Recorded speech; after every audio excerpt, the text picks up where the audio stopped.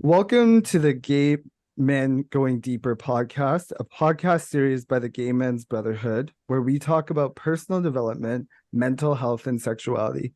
I'm your host, Reno Johnston. I'm a spiritual life, love, and business coach. And your panelists today are Warren, the VP of Operations for a childcare franchise. And Warren is also transitioning into erotic therapy of the soul. Keone, a poet, shaman, advocate, and creative entrepreneur. And Phil, a global loneliness thought leader. We're your hosts, your panelists today, and today we are talking about the topic of bullying. So before we dive into the conversation, I want to say a few things about bullying. Um, I want to invite you, the listeners, to create a safe and comfortable space for yourself as you're entering this conversation, because the content can certainly be triggering and challenging to listen to. It may bring some things up for you throughout the conversation. And so I invite you to really caregive yourself and honor yourself throughout this conversation. If something feels particularly challenging, I invite you to maybe take a breath or step away from the conversation and come back to it. And I'd like to now define bullying. So bullying is defined as an ongoing and deliberate misuse of power in relationships through repeated verbal, physical, and/or social behavior that intends to cause physical, social, and/or psychological harm. It's said that about 1/3 of people will experience bullying in their lifetime, either in the classroom, the workplace, online, or outside of these spaces. And so that makes this a particularly important conversation. Globally, bullying is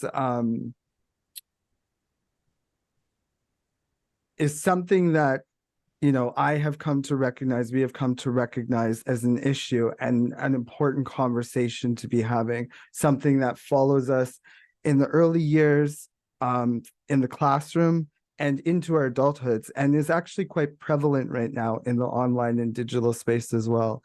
And so this conversation, now more than ever, feels particularly ripe and important and significant. And I just want to say, as I said earlier, that I am very honored and grateful to be sharing this space with the three of you and those listening and exploring this conversation. So as we dig in, I want to start with a question for each of you, which is, what is your experience with bullying? And why don't we start with you, Warren? I go first. How Mhm. lovely is that? So, my experience with bullying actually started before I was even born. So I felt a lot of bullying as an infant. There was a lot of people that would say very negative things because my coming into this world was not the statistical way of getting into this world. So there was a lot of different dynamics. But the bullying started within my family, within my culture, a Caribbean culture, of being a person out of wedlock or being born out of wedlock, not being, my parents were not married when I was born. There was just a lot of different dynamics from that.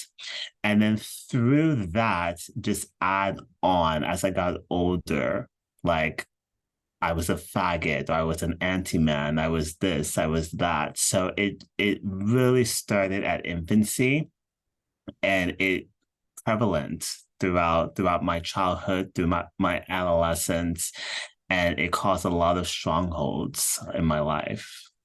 So Phil.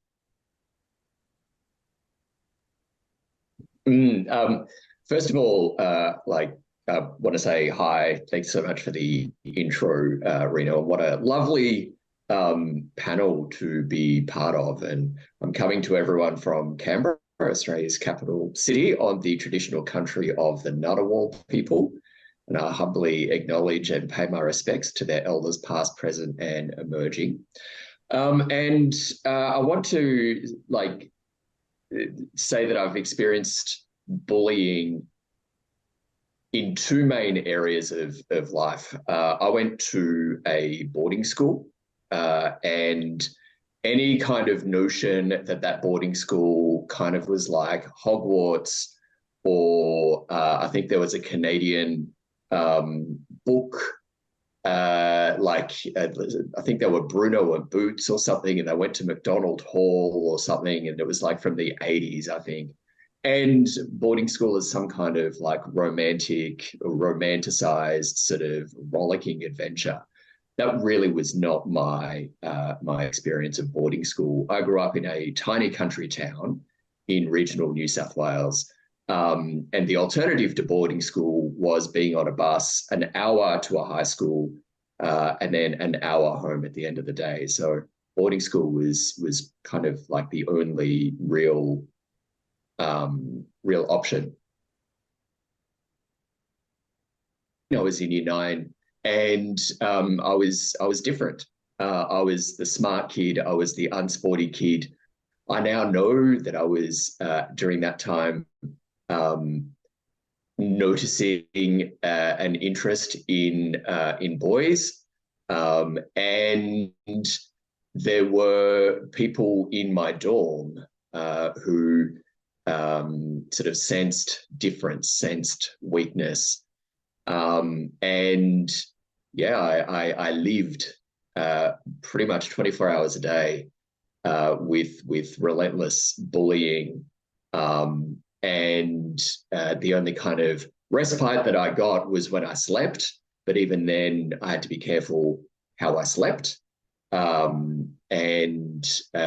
so there was that experience, but then also in the workplace. So I used to work as a diplomat. And there's an expression in like a Chinese expression: the empire is big and the emperor is far away.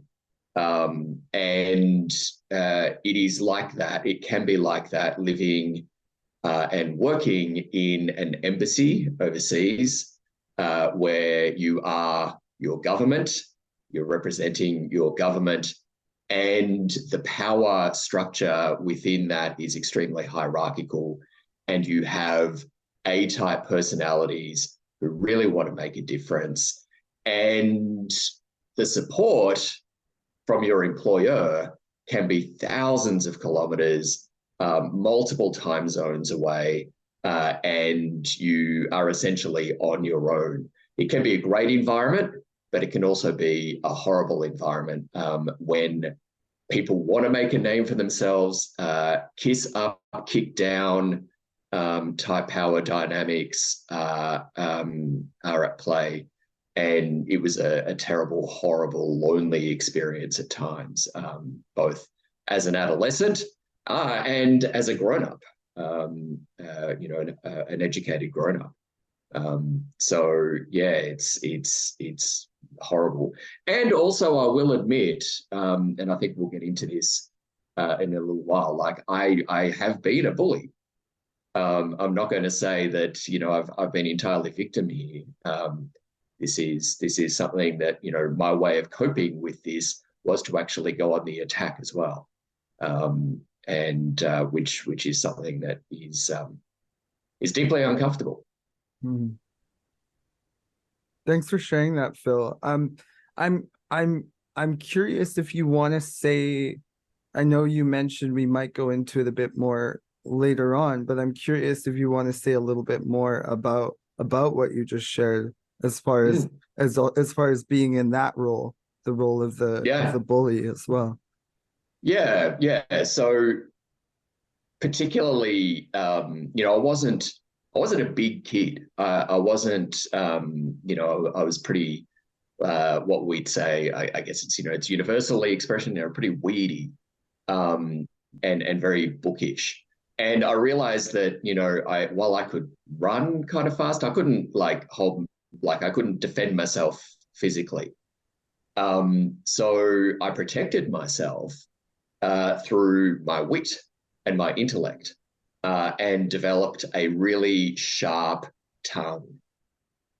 And if I was feeling threatened, or there was the hint of feeling threatened, I would get you back first. And the sharpness of my tongue was, and the quickness of my wit, got me through things, but they also led me to say some pretty horrible things to people, in an effort to stay safe in myself, but also, it's a horrible way. I could say this as a 46-year-old man. It's a horrible way of doing that, making other people feel as bad as I feared they would make me feel.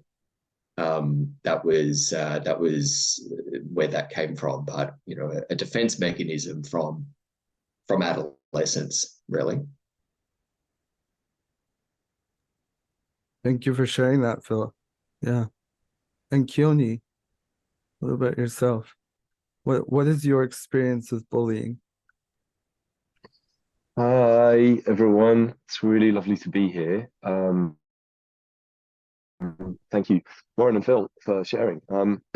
Yeah, I would say that my understanding of bullying from this perspective is that it is related to power, related to feeling an absence of power, feeling that maybe the only way to achieve power is to take that from someone else. So my earliest memories of it, I think, would be with the dynamic between my parents.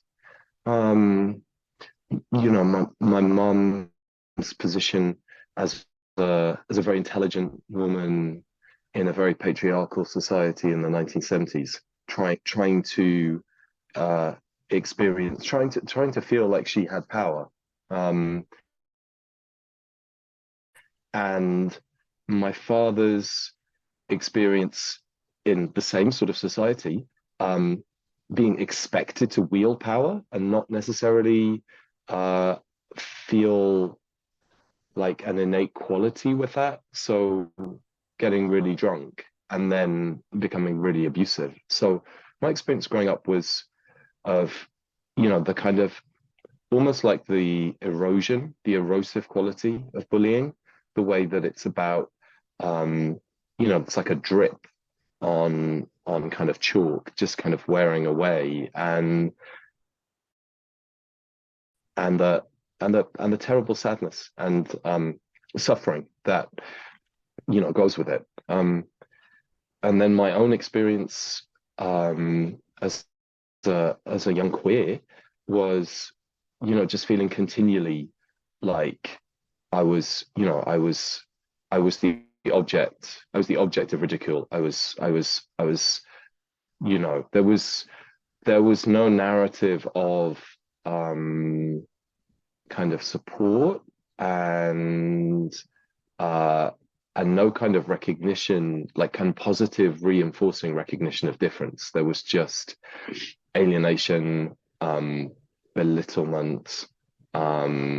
It was as I think probably is going to come out here already, has come out already, will come out more, may resonate with people. Just, when you're different and you're in school environments where almost universally you're dealing with kids who don't have power, who are children in an adult world and who are desperately looking to try and get power wherever they can, then the people who stand out as different are they're the big, bright, shiny target.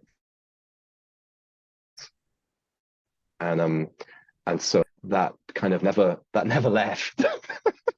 that never was anything other than that. So, it was either about, being like fat, or it was about, it was about being fat, it was about being camp, it was about, standing a particular way, it was about lisping, it was about, and the more that my mum kind of said in horror, at me and was like, I need to put you in some kind of environment that is going to make you different, that is going to make you straight, that is going to bring you into line, then the more like contrasting that difference becomes.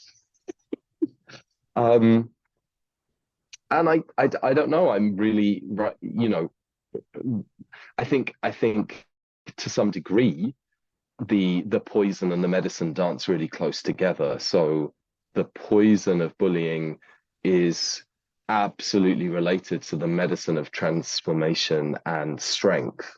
I couldn't imagine being all the kinds of crazy I am in the world right now were it not for all those instances. And Phil, absolutely, you know, I have an abiding pain when I remember my experience to one of my closest friends who was more camp than me and more effeminate, and turning on him as an act of being able to achieve some kind of power within myself, and kind of going, okay, I'm not right at the bottom of this heap, you know. And yeah, it's something that I hold dear to me as a reminder of how not to behave.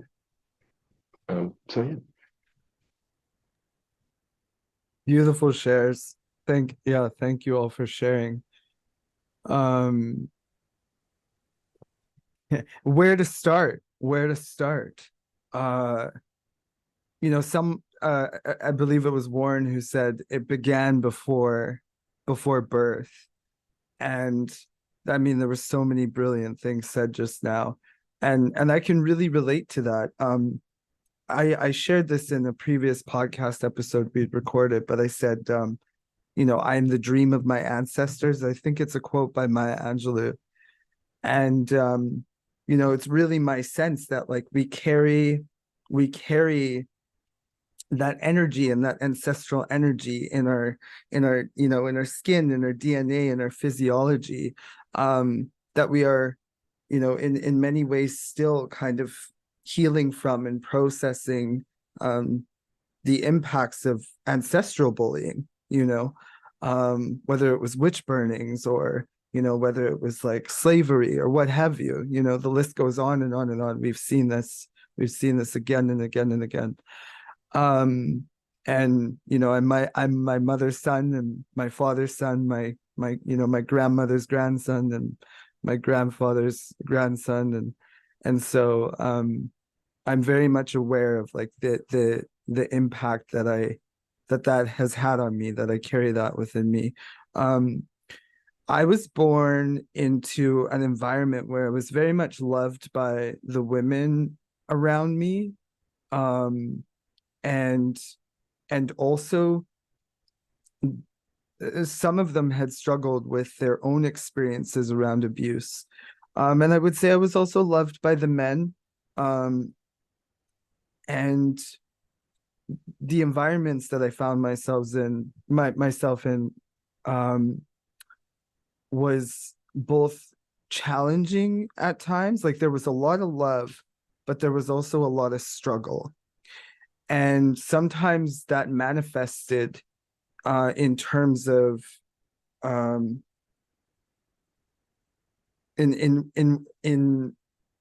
ways that were manipulative. You know, there were power imbalances. There was like, you know, there was control, there was manipulation, there was passive aggression, etc. And some of my earliest memories of that taking place were like just observing, for example, domestic violence in some of the environments I've been in, just seeing it firsthand. And then later in my own life, being in like receiving, let's say like receiving, you know, spankings, or in my neighborhood, there were actually boys that lived just across the field from me. And it wasn't even safe for me to like leave the house sometimes, because I knew that the moment I stepped outside, I was a target. You know, small, sensitive, Black, feminine, expressive, colorful, curious. Like, you know, there may as well have been a bullseye on my back, essentially, you know, and I can laugh about it now, right? At the time, it was really challenging. It was really challenging. And you know, if you can imagine like a, you know, a 7-year-old boy, a 10-year-old boy, and I use the term boy loosely because honestly, even back then, I was they, them, you know. I never really identified with the gender that I was given and the sort of social norms and requirements associated with that gender either. I just thought, this is, gosh, this is not me. And so again, that made me a target as well. And I saw this continue in high school. And even before that, like, bless his heart, you know, he was only enacting what he had learned himself. But my dad even used to say sometimes, like, put some bass in your voice, you know. And then I used to get it in school, and like, it just it was almost as if sometimes I couldn't do anything right, and I was always kind of a target. It was like, you know, it's too much or too little or not enough.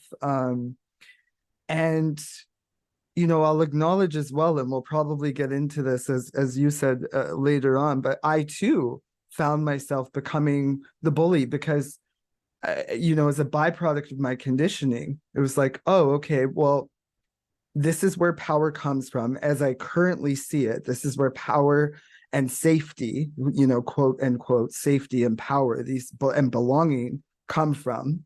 And so this is how I need to get that, you know, fire with fire, right? I would later learn that there were other ways, but at the time I did what made sense to me, as we do, right? And so I find myself in a place of, for the most part, forgiveness toward, and I guess we'll get to that. I'm jumping the gun here, but just to say that it's clear to me that I was doing what made sense to me at the time, as were the people who were engaging with me in said ways. And so, well, I'll get to that later, but adulthood, I would say less bullying, but it did come up. There were some moments where I was out at the bar, the club, or on the street, and you know, people are calling me faggot or nigger or what, you know, whatever it is, right? Insert slur here. And so it didn't really end after high school. But it is certainly lessened. It is certainly lessened. Yeah, yeah. So that, I would say that in summary is my overall experience of bullying. So I'm curious, now that we've all had the opportunity to share our experiences with bullying, what I'm wondering, and we kind of touched on this, is how did your experiences with bullying impact your life beyond the initial experience or experiences? And some of you have touched on this, but yeah, let's hear more.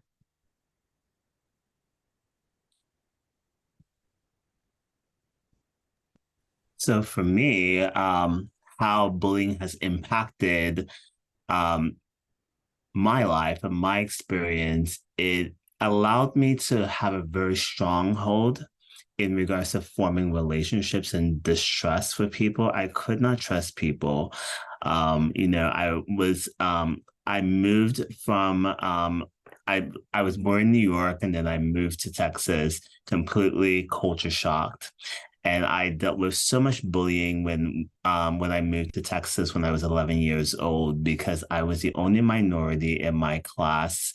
Very, very, very, very, very I won't say toxic situation, but very uncomfortable experiences because you know the students, the children, my peers around me, they didn't see people like me in their neighborhood, in their community. So they were only doing what they thought was funny, what they thought was, you know, whatever they was doing. So you know, all those experiences, like people coming to my house and throwing tacos and, you know, just all of this stuff and pushing me down the stairs and, you know, just calling me all sorts of names, that really placed a void in my heart, and being called monkey, and how I needed to go back to Africa, and just, just all of those hurtful things. It placed a lot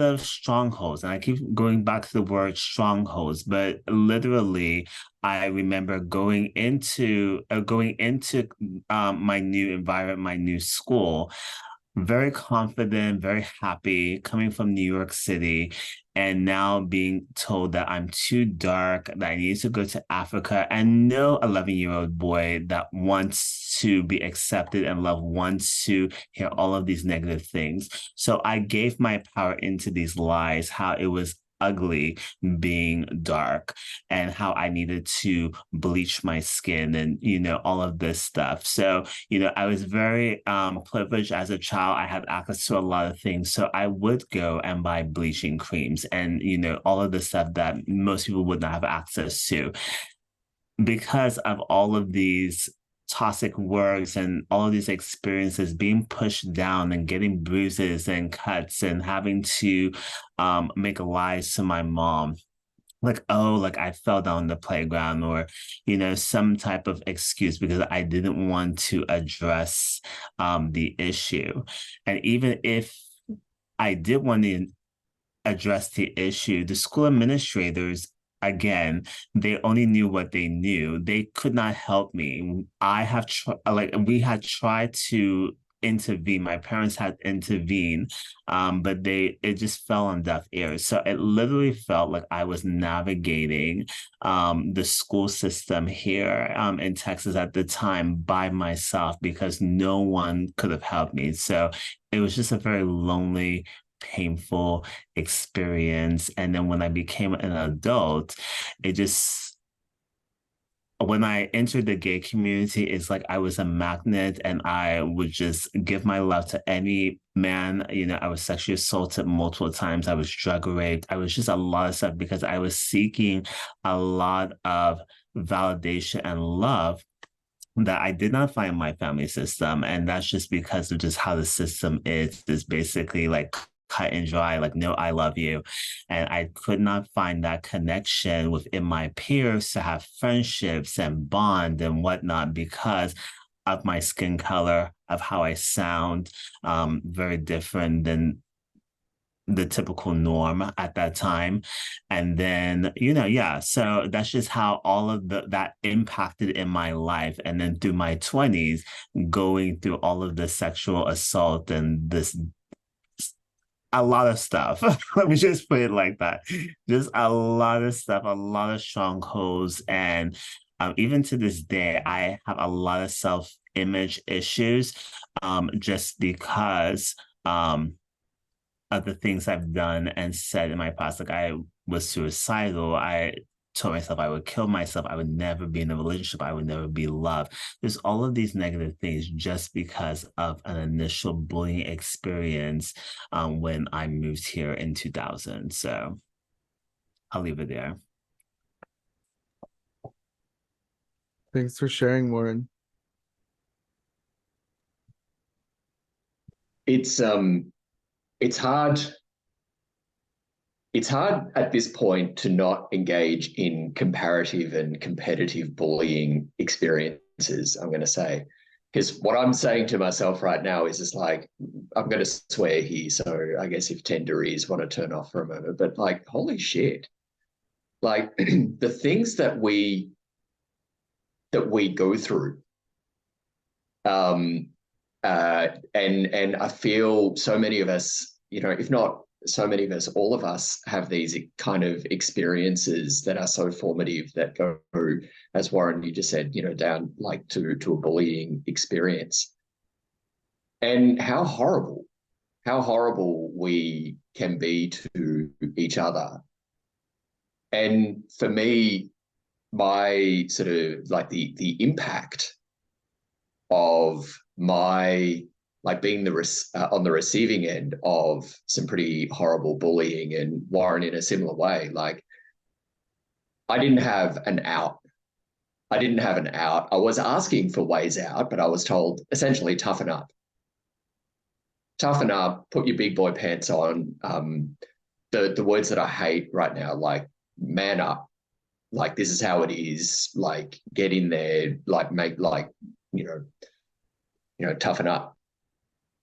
And again, this is like 1991, regional Victoria, where the boarding school was. And, that was the advice. Like you just had to sort of suck it up and get going. And there was an option. There was an option that I entertained, and I attempted suicide as a 14-year-old because that was the way out.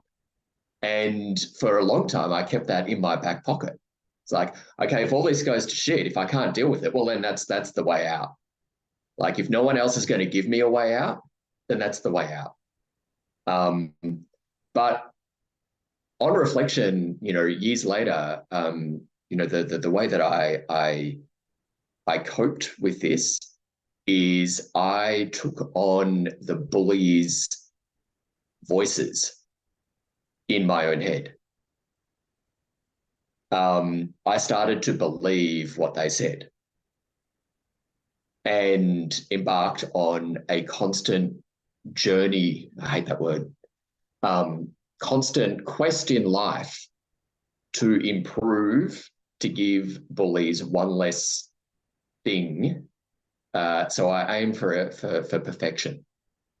Perfection in words, in thoughts, in actions, in appearance, because perfection was the way that, like, there were no handles for others to there were no cracks really. And so if I was perfect, I would give no one anything. And so I developed this hideous self-talk, and that self-talk ruled my life for such a long time until I did some work. And now I have named that voice, who is like the voice of a scared, terrified 14-year-old boy. I've named him the name of like the chief protagonist in that bullying story when I was 14.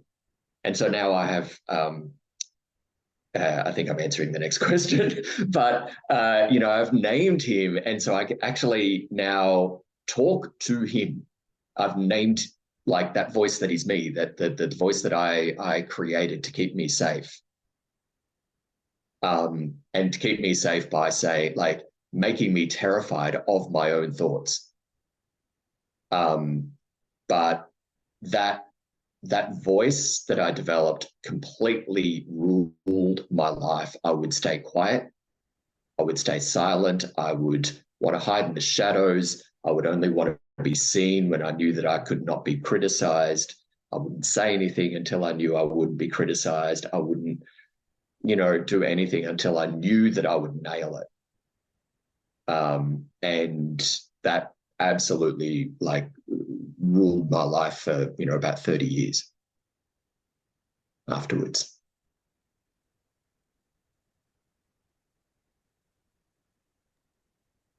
Thank you for sharing, Phil. Keone.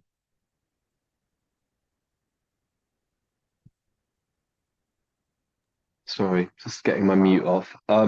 It's really humbling to hear you. It's really, really humbling, Lauren and Phil, and Reno.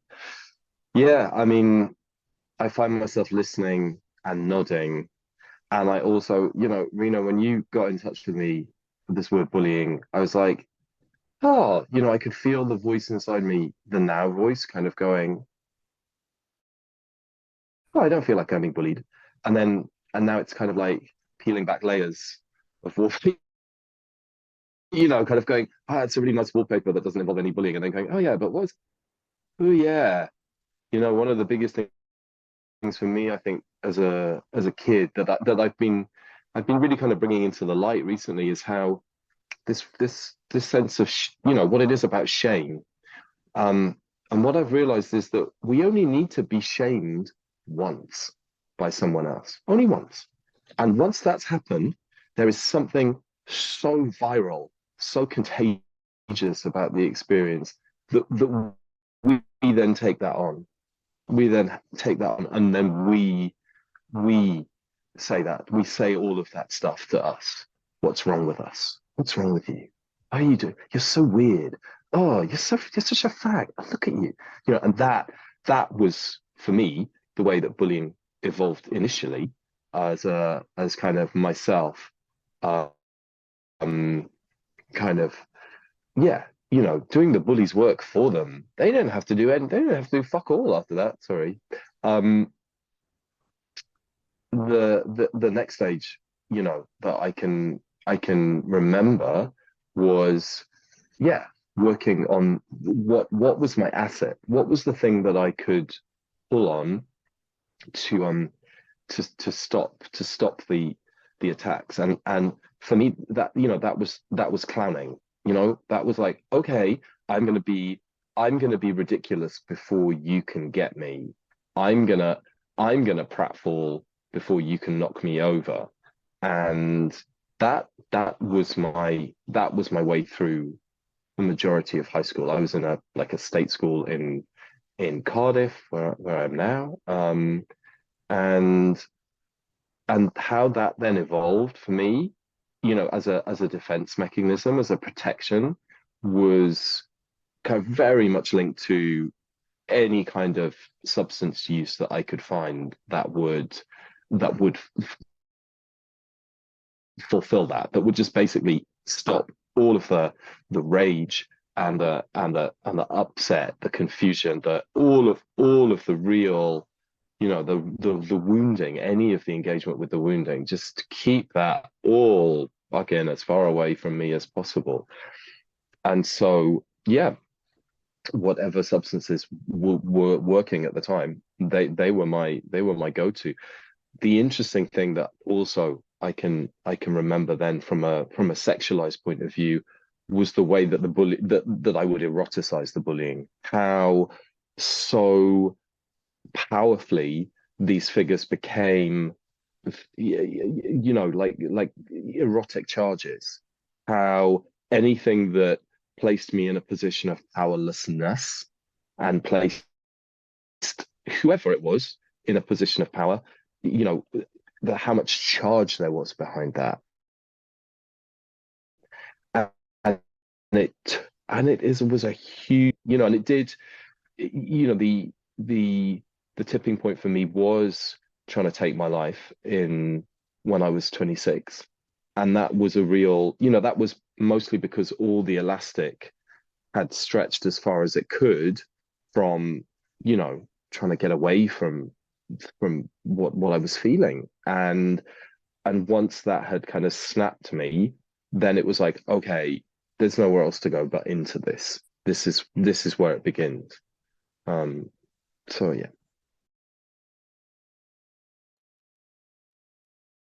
Ooh, yeah, thank you for all your shares. Um, I think it's safe to say that I am still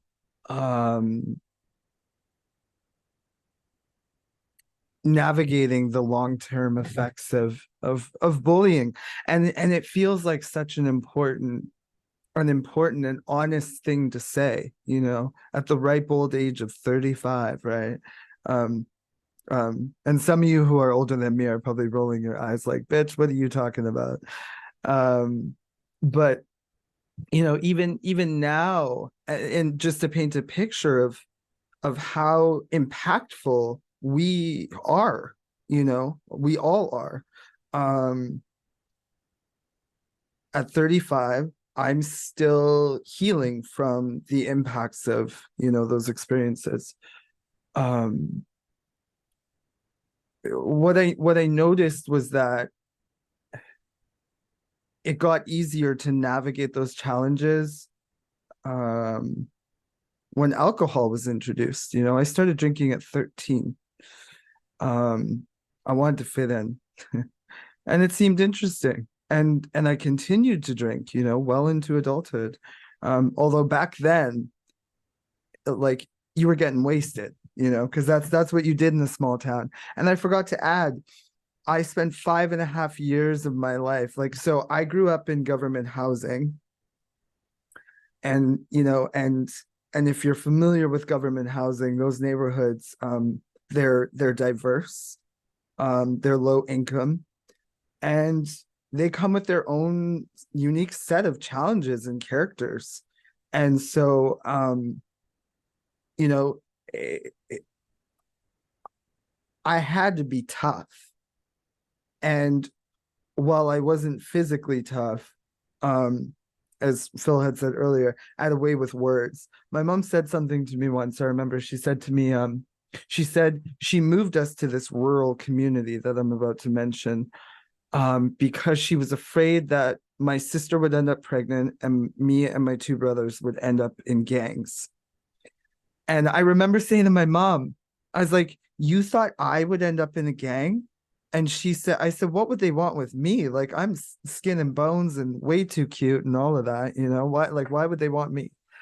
She said, Reno, you would have been the ringleader, they would want you for your brains, for your strategy, for your, and I had totally written all of that off. I wasn't even thinking about that. She's like, you'd be quietly running the show behind the scenes, and no one would know. And I thought, wow, I never thought of that, and so, she moved us to this rural town, and I was the only Black kid in my high school. And so it was kind of like out of the frying pan and into the fire. Like, at least there I had some friends. I had managed to befriend some of my bullies, and that was really interesting. As Keone had mentioned earlier, I had eroticized some of them as well. It was like, oh, my bullies are so sexy, which is like this crazy fucked up thing, but also like I totally get it. And then I moved to this small rural town. I'm the only Black kid in my high school. And again, that came with its own unique set of challenges. There was racism, there was homophobia, there was femphobia. And here I am trying to sort of do everything that I can to belong and fit in. So, I'm going through this kind of wild identity crisis, which in a way I think I carried into my adulthood. It was like, who am I when I don't give a shit about what other people think? And I struggled to answer that question and find that person for years. I struggled with an eating disorder as well, because again, if we're going to talk bullying, sometimes it comes in the form of, that popular guy or girl in school who's like really mean and, obviously a bully, to the bullying that I perceive we experience like socially and in the media. It's covert, but it's there. And it followed me into adulthood. Hated my skin color, hated the way I looked, was struggled with bulimia, and was too skinny, wasn't skinny enough, was too black, wasn't black enough. Like, it was everything. And then it also really affected my relationships to men. And I think people in general, I struggled with trust. And so my relationship to men was, I was either flirting with them, fucking them, or fighting with them, the 3 Fs. Because I didn't know how to have any other relationship with them, really. They were friends sometimes. I think that's worth acknowledging. And they were probably confused in some cases as well, probably around like, what is going on with this human? Well, what was going on with me was, the after effects of like dealing with everything that I had gone through and reconciling with all of that. That's what was going on with me. And so, well into adulthood, it affected my sex life, it affected my relational life, it affected my my identity, it affected how I moved in the world or didn't, how I showed up in spaces or didn't. So ripples, ripples, ripples, ripples. Yeah, yeah. I would say that about covers it, And I think one thing that I really want to say in this moment is that this is just the beginning of this conversation, This it's a deep and and timeless and nuanced and challenging conversation. And so I just want to acknowledge that in this moment, that we're not going to cover it all, but let it be the beginning, let it be an invitation, to explore this topic further. So I want to pose another question to you all, which is, would you say that you have healed from some of those experiences? And if so, what made that possible?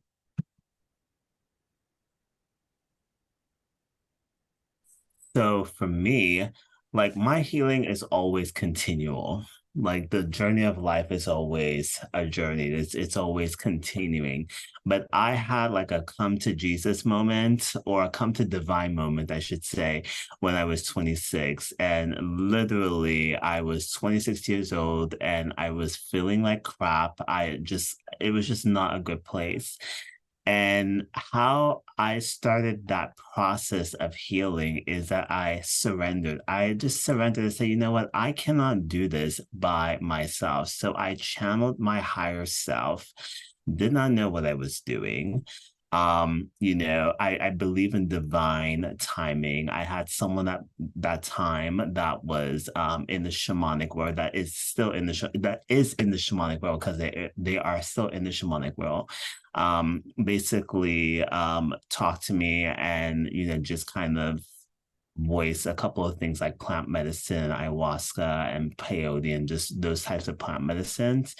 And at first I kind of rejected it, but then I remembered a time where I felt the essence of the magic. It felt very different. It felt like I was being communicated by my higher self. And accepted that invitation, and through that experience I was able to connect to like unconditional love. So this is the love that I've always been seeking for all my life, to be loved and not be considered as isolated, or just that kid that was adopted, or just like I didn't want a label on top of me, right? So through that I was able to connect with something that would allow me to start healing the wounds of all of the pain at that time for 26 years. And, there has been challenges with more work of doing this in the shamanic world. There is more challenges that come up. But for me, it allows me to kind of investigate and be curious, and really build the faith within myself and the trust within myself to know that everything is going to be okay. Every experience in my life has been for divine purpose. And, I know you mentioned at the beginning of the call that, I work in early care and education. The reason why I believe, and I've been told the reason why I do work with children, is because I wanted to provide the safe haven to children that I did not have in the early years. I can honestly say right now on this call, in the last 17 years, I'm actually about to retire in December. For 17 years, it has always been my mission to allow every child to come to school to be safe and to be loved and to make friends. And I am so happy that I have been able to accomplish that mission, because every child that I have had the privilege of, supervising, being part of my programs, they know that Mr. Warren cares about them and loves them. And it's amazing to see kids like 18 years old when they were babies, right? So yeah, so that's how I've been able to heal. And that's how I've been able to give back to other people, to children, is really doing the work on myself and asking the why questions, like how, no, not the why questions, the how questions. How can I be of service? How can I use my past experiences to be of service for those around me? And the answers are always revealed to me. Oh, beautiful. Thank you, Warren. Sending you so much love. Yeah. I think that's awesome. And I want to say that something that you just said, Warren, really stuck with me, and it's, accepted the invitation. And oftentimes I want to control everything, because control helped get me through days safely. And I like to call myself now a reforming, control-seeking enthusiast, because control freak, that's very judgmental. So I'd say, a control-seeking enthusiast. And it is so hard for me to let go. And accept what is, rather than hold on and create what I think should be. And for me, where I said a little earlier that, I wanted to be perfect, and I got really good at that. I got really good at saying the right things to the right people at the right time to get the right outcome, and, showing up in the right way, showing up in the world, doing the things that I thought everybody expected me to do, and doing them well. The smile on my face and a whistle on my lips. I got really fucking good at that, right? And that strategy was awesome until it really wasn't. It fell in an absolute heap. And I was staring down an abyss. And that abyss, for me, I now know, was loneliness. I did not know who I was. I did not know how I was. All I knew was that I was getting to my late 30s, and I had done everything that I thought was expected of me. Got into a good university, did great there, got into a great job, was doing great in that, was kicking goals, was doing all of the things, was living my dream. But I wasn't being me. I wasn't being me, and I did not want to be lonely. I really did. I would have taken anything else, but loneliness just seemed so sad, so needy, so clingy. But Warren, what you said, like, I that really resonated with me. Loneliness was my invitation. It was, I don't know, call it what you will, like fate, divine intervention, like whatever. But I did not want to accept it at all. I would no, pass. No, I'm going to try again. I'm going to double down on perfection yet again, just in case this time I nail it. And yeah, my the emptiness within me, paying attention to that, was the invitation.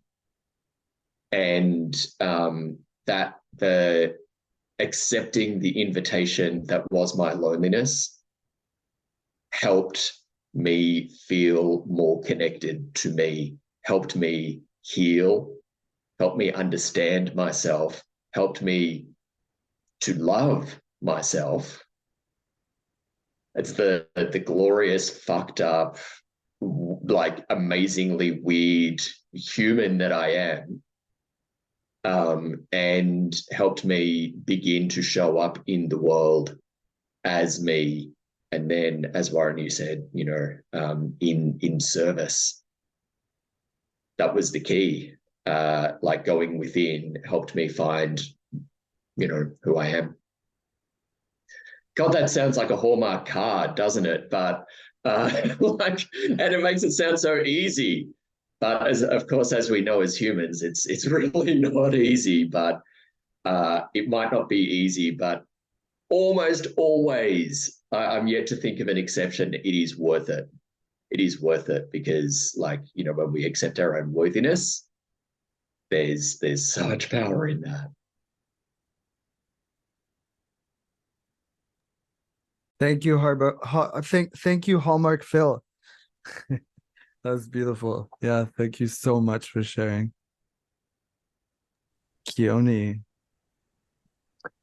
Yeah, I was really touched by a lot of what you said, Warren, as well. I found myself nodding as well to many things, such as the power, the real power and the grace of the shamanic path of connecting with my Celtic indigenous ancestors, connecting with the land, connecting with animals. I mean, one of the core practices for me within that process was connecting with my power animal, and recognizing that my power was in animal form. To even have an appreciation that power wasn't even human was elemental, was raw, was feline, was cat, was jungle, was sweat, was all of these things that just moved me so much away from the kind of the beige, the paradigm of, like broadcast media, of fucking soap operas, of, all the rest of it. It was that was just magic. I mean, it was magic. And that hasn't gone anywhere, because that's our divinity. That is for me, that is our existence as, moments of the divine in conversation with ourselves all around. It's a practice. There's no fucking healed, it's a practice. As soon as you feel like something might be coming together, some other bit is falling apart. I mean, this is mortality. This is, I'm in Reno, bless you, baby, 35. I can't even remember 35. I think my skin was a lot flatter then. But I just turned 50. I'm in the middle of my Chiron returns. Like I am back. I am literally speaking to you live from my childhood bedroom. And what's so fascinating about this conversation is that I've been really, this was in the phrase of the Pet Shop Boys, the place I waited years to leave. And if you had said to me at any point before last year, you're going to spend your 50th birthday in your childhood bedroom living there, I'd have been like, are you on glue? Like, this is never going to happen. And it's been the most incredible experience because it's the spiral. We're all of us, kind of tarred, almost kind of polluted with patriarchy, with this, this huge model of kind of like a learning of how not to live for thousands of years, which we can dust off. But, the spiral is reminding us that the nature of life is to return to exactly where we were and to witness transformation, to witness where we have been and how much has changed. And so there's something, I think, as well, psychologists talk about coming to the age of 49 as completing the seven of the 7-year cycles, and then you find yourself returning to the core. And so this, for me, the Chiron returns moment is coming back to the core wound and feeling what has changed, and I guess stepping into the next part. So yeah, the healing is ongoing. I find myself more vigilant about the voice inside me that wants, or that knows as a default how to bully, and meeting that voice with compassion, meeting that voice with grace, and then being able to extend that to every conversation, every encounter that is happening beyond. You know, we're at a time now where people's disempowerment and people's anger and pain and frustration is so palpable in so many places around, you know, people snapping, and whether that's on social media or in a traffic jam, just, you know, just erupting. And I feel like to be able for any and all of us, which is what's amazing about being part of this space here, but for any and all of us to be able to move through that world and help, to be in service, as has been said by both of you, Warren and Phil, to be in service to the collective, to help people find their power and find their way, then I mean, that's kind of what it is. No, it isn't. And I think one more thing, I'm obsessed about Andrew Tate at the moment, but I'm also really intrigued as to how he seems to be doing the very opposite. He seems to be attempting to increase his personal power by removing power from others. So if nothing else, like let that be a model of maybe, you know, how we can do things differently, how we, you know, we can all rise here, we can all help each other. Like, no one, it doesn't have to come at anyone's expense for us to feel good about ourselves.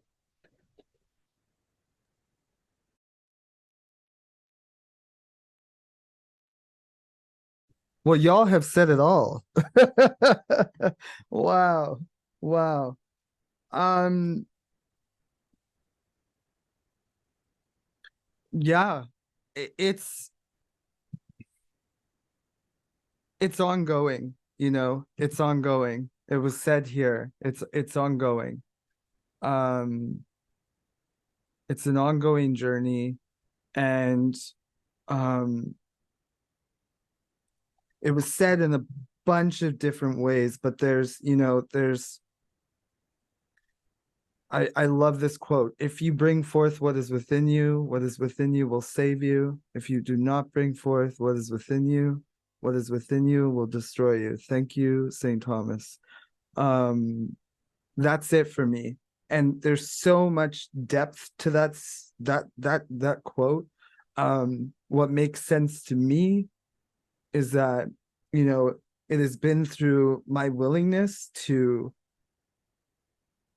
enter the wound, to suck the poison out, to alchemize it and turn it into something beautiful. Love, service, you know, we named it here. That has been my healing. And so the very thing that was my hell has also become a gift in a way. And it feels so strange to say that, you know, especially if someone listening right now is still just like in the thick of it or is not there yet. It's like my heart like sincerely goes out to you, because I can remember so many times when, you know, people would say things like this to me, and I was just like, yeah, I get it, but like, fuck off, you know, I'm still in it. Leave me alone. So if you're feeling that way, you're not alone. I've been there. And then one day when I least expected, I'm like, oh, that's what mom was talking about, you know? It's like, oh, fucking mom, always right. You know, but yeah, it's ongoing. And to be honest, like, I wouldn't trade nothing for my journey now, you know? It's like, it's beautiful. It's messy, it's beautiful. It's been hard, but it's great. It allows me to have conversations like this with amazing people like you. Um, you know, this is what we're up to. And I think one of the biggest things that has supported me in this ongoing healing journey, you know, that word journey, is at some point, the wisdom of maturity really kicked in. And it was like, oh, we're all just doing what makes sense to us in the moment, always. We're only ever always doing what makes sense to us in the moment, including myself. And so it was almost like, it wasn't like I was letting him off the hook, like, oh, it's okay that you did what you did to me, you know? It wasn't that. It was like, oh, right, like we're kind of in the same club, like we're a different club, but like the same club, you know? It's like, I'm just doing my best. I'm just doing what made sense to me, what makes sense to me. You were just doing what made sense to you. You gave the love that you had available, you know, or whatever it was, you know, what was there was there. And that has really helped me just kind of let go. And like I said, not let them off the hook, but let myself off the hook, you know, so that I could just like get on and live and not continue repeating the same hurt over and over and over and over again, you know, because that, my friends, is the definition of insanity. And I have no interest in living in insanity, you know. I wish to live in the miraculous and the beautiful and the wonderful and the, you know, the juicy and the, yeah, all of that. So last question. I love that we find ourselves in a place of levity as we're approaching the end of this conversation. And if you're listening and you don't feel like you're there right now, that's also okay. Truly, sincerely, genuinely. It is all welcomed here, you know. And I think that itself is part of healing, is to welcome it all. So the last question, and perhaps we'll keep the answers a little brief, but also equally authentic and sincere. What wisdom would you provide to someone who's navigating bullying, or, you know, or sort of recovering from it? Yeah. So, sorry. The advice, the wisdom that I will provide is that it gets better. And I know that statement it can be thrown so many different ways. It gets better, it gets better.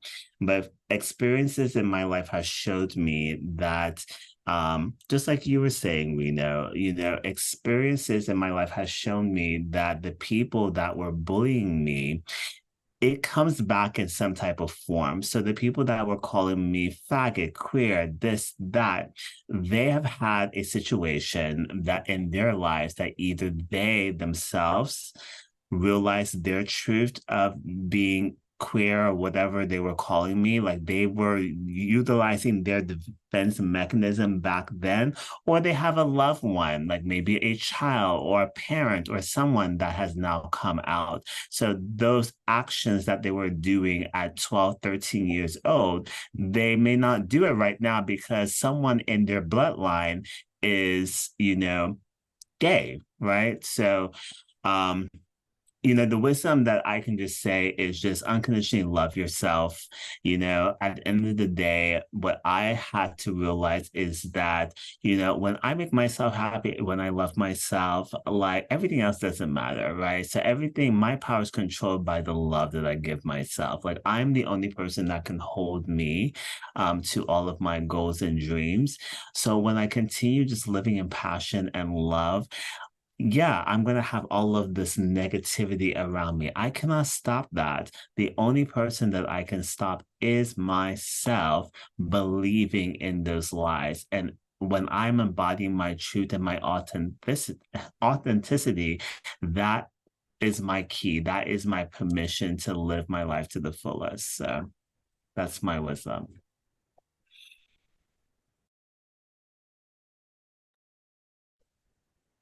I love that. I've got three pieces of advice. One is very practical. And if you find yourself in a situation where you are being bullied, and that might be in the workplace, document it, document it, document it, document it. Do not rely on your own recollection of events afterwards, but document it, document it, document it. How you feel, how you felt, like what was said to the best of your recollection, times, dates, who was there, who could possibly witness it, but document it, document it, document it.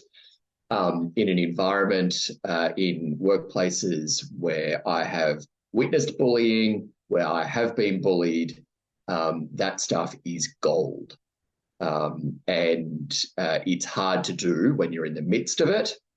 But set aside some time, and essentially when you are being bullied at work, that feels like it becomes your job. Yeah, like, but do that. Secondly, if you are working through some issues and some trauma that have come up from being bullied in your past or currently, and that might be capital T trauma or little t trauma. Trauma is trauma. Work with yourself, particularly if you are bullying yourself. You're saying the most horrid things to yourself, with love and curiosity, because judgment rarely helps. Judgment rarely makes things better, but with love and curiosity, start working with yourself. And my last tip is you are always worthy of love and belonging right now, just as you are. And if you want like any kind of reminder of that, if you want me to put on a cheerleader's outfit and be your number one cheerleader, oh my God, it is a privilege and an honor to do that, because your worthiness is never up for debate. It can never be up for debate. You cannot even question your own worthiness. It simply is. It's a fact. And then once we accept our worthiness for love and belonging, great things happen. But like, take back that power. And, you know, the bullies want to take that from you, but it's not yours to give to them, and they can't take it. But they're my three.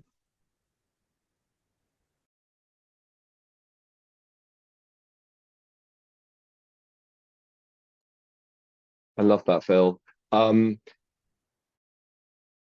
Yeah, the bullies can't take it from you, but you can give them the power. So that's really, like, just remember that, like, on a soul level, like, soul loss, soul theft, as it happens, is happening because we give something away. We agree to it on a soul level. And that might not make any sense to somebody hearing it right now. It might make sense to someone. What I found really helpful was dancing. I think dancing is pure medicine. Whatever that dance is, if that dance is rocking on the floor, if that dance is cowering in a corner, if that dance is screaming and shrieking, whatever your dance is, wherever you are, dance it out, go to the lip of the ocean and scream, roll around. Just allow yourself to be embodied in your body and feel that potency. And the other thing I'd say is, what you're most frightened of right now, what terrifies you the most, is your gatekeeper to your power. So feel it and go towards it. And yeah, and happy journey. Fuck, how exciting.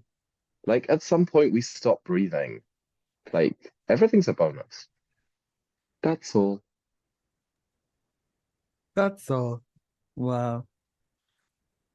Well, I guess in honor of threes, you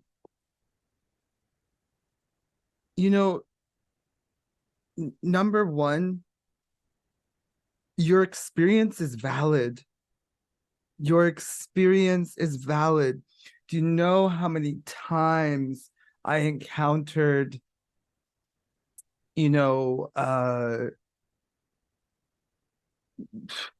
people and fact, you know, quote, I use this quote unquote facts, and it, like, we're familiar with the term gaslighting, right? And if you're not, look it up. But like what I have come to really learn and welcome is my capacity to feel and to like sense things, beyond their facts and their righteousness and all of that.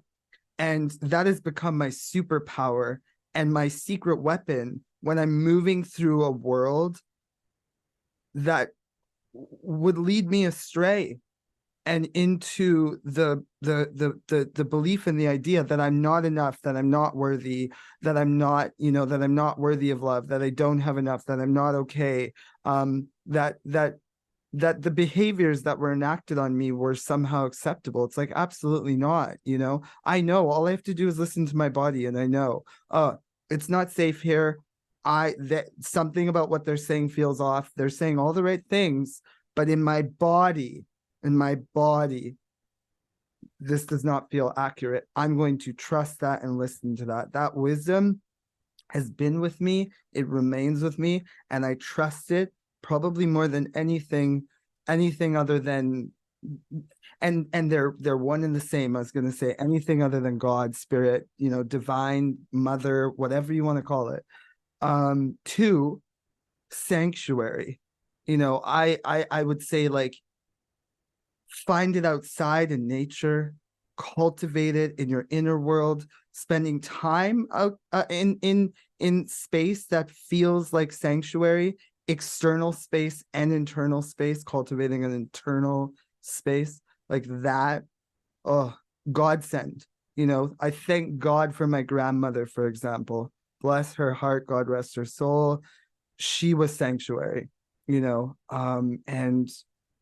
and because I learned what sanctuary felt like, I now continue to move in the direction of that,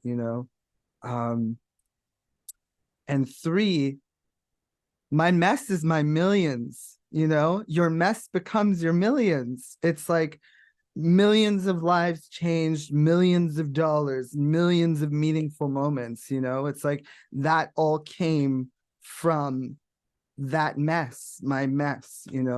And I believe with all my heart and all my soul and all my experience that is possible for everyone. That is possible for everyone. Your mess is your millions. And with that, I want to say thank you, from the bottom of my heart, to you, Warren, to you, Keone, to you, Phil, for being here today, for participating in this conversation. Again, it's the beginning, it's not the end. It's the beginning of this conversation, it's not the end. And below, if you're listening to this on podcast or YouTube, there will be links to resources. If you're currently experiencing bullying, or someone is currently experiencing bullying, you can use those links and those resources to reach out. As well, we offered you there was some great advice and guidance offered in today's conversation. We'll continue these discussions on the last Thursday of every month in the Gay Men's Brotherhood Zoom Hangout, where you'll have a chance to share your own experiences. This podcast and YouTube channel are listener and viewer supported. So if you enjoy what we're creating, you can support us by making a donation to the show using the link in the show notes. You can also subscribe to the early access option on Apple Podcasts, listen ad-free, and gain early access to episodes. All your support helps us continue making content for you and supporting our community, and we thank you in advance. And finally, if you're looking to accelerate your personal development journey, check out our new coaching collection.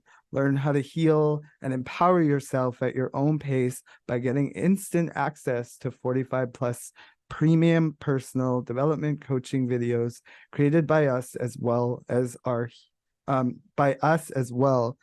Healing Your Shame and Building Better Relationships courses. Head to gaymengoingdeeper.com for more info. And that concludes our conversation. Like I said, this is only the beginning. Thank you all for being with us today. We are sending you so much love and so much compassion. See you next time.